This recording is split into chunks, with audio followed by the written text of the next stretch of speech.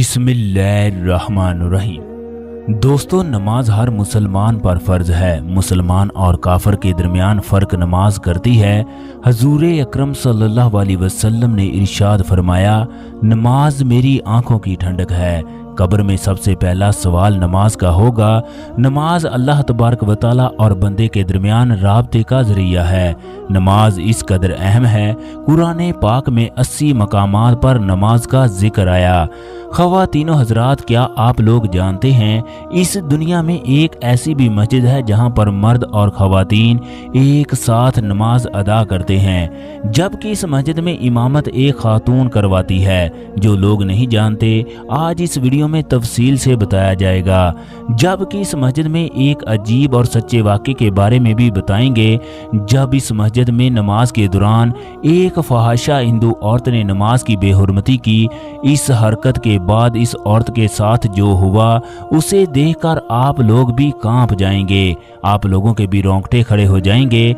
आप लोग ये कहने पर मजबूर हो जाएंगे, जो लोग मुसलमानों के दीन का मजाक उड़ाते हैं वो बहुत जल्द अल्लाह तबारक व तआला की पकड़ में आने वाले हैं।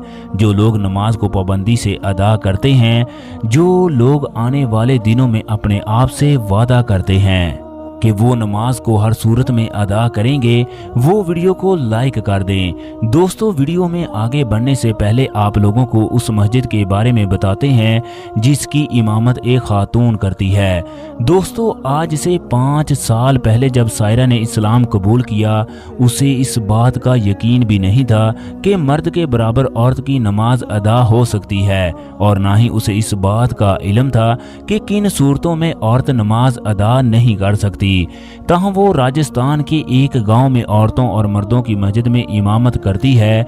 इस गांव में जो लोग मुसलमान हैं वो सायरा की इमामत में नमाज अदा करते हैं। ये बात तो हर कोई जानता है कि इस्लाम में मर्द और औरतें अलहदा नमाज अदा करती हैं, चाहे वो काफ़ी फासले पर ही अदा क्यों ना करें या मर्दों की पिछली सफ में अदा करें। अरब ममालिक में जब भी कोई मस्जिद तामीर की जाती है उसमें औरतों के लिए अलग जगह मुख्तस की जाती है। सायरा ने जब इस्लाम कबूल किया तो उसे बहुत ज़्यादा मुश्किलात का सामना करना पड़ा। वो इस्लामी तालीमात के लिए दूर दराज इलाकों में जाती, वहाँ से मुस्लिम ख़वातीन से इल्म हासिल करती।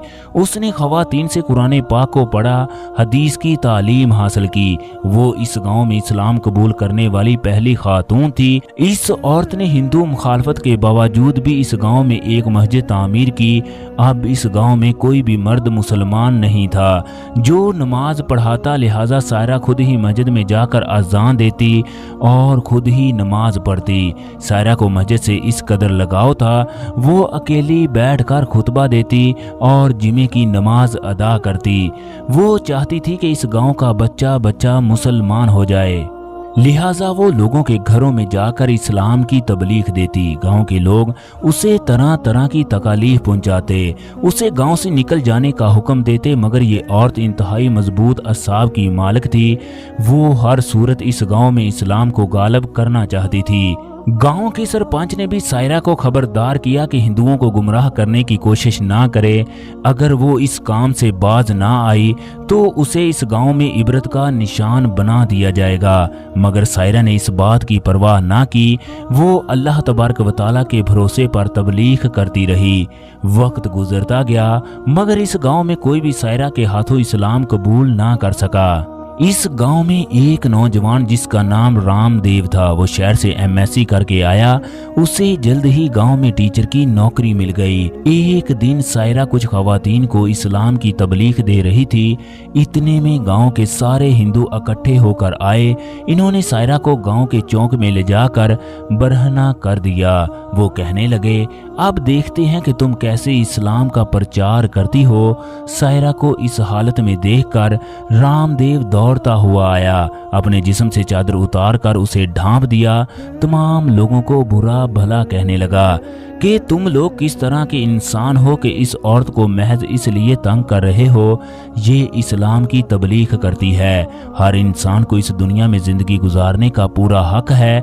वो जिस तरह चाहे अपनी ज़िंदगी को गुजारे। तुम लोग किस सदी में रह रहे हो, अगर किसी ने इसको हाथ भी लगाया तो मुझसे बुरा नहीं होगा। गांव वाले कहने लगे कि तुम्हारा इस मामले से कोई ताल्लुक नहीं है, तुम यहाँ से पीछे हट जाओ। मगर रामदेव अपनी बात पर बाजिद था कि वो हर सूरत में इसकी हिफाजत करेगा।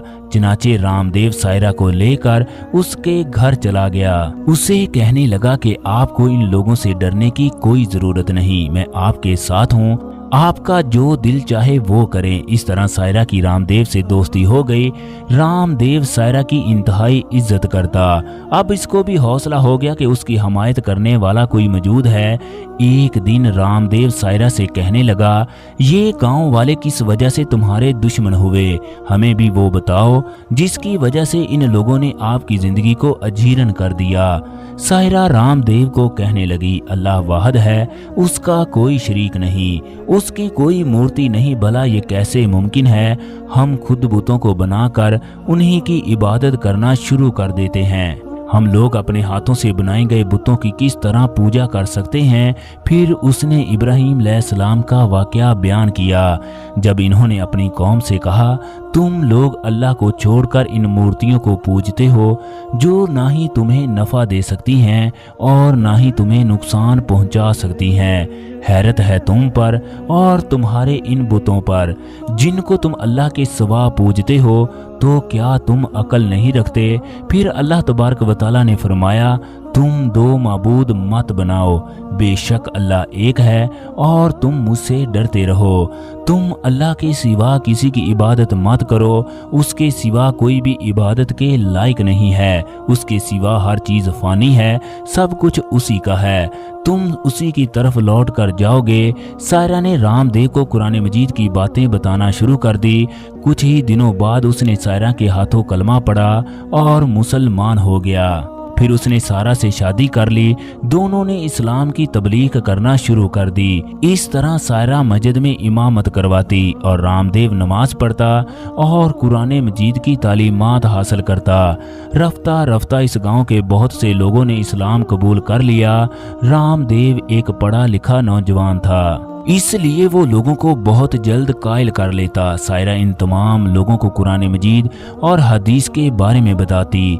ये तमाम लोग सायरा के पीछे 5 वक्त की नमाज अदा करते।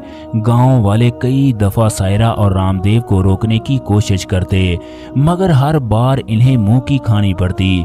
फिर एक वक्त ऐसा भी आया जब इस गांव के 300 लोगों ने इस्लाम कबूल कर लिया। रामदेव ने अपना नाम तब्दील करके अली रख लिया। वो इस गांव की मस्जिद का इमाम बन गया। दोस्तों, इस तरह सायरा की वजह से गांव के 300 अफराद मुसलमान हुए। एक औरत ने वो काम कर डाला जिसको रहती दुनिया तक याद रखा जाएगा। अल्लाह तबारक व तआला हम सब को नेक अमल करने की तौफीक अता फरमाए।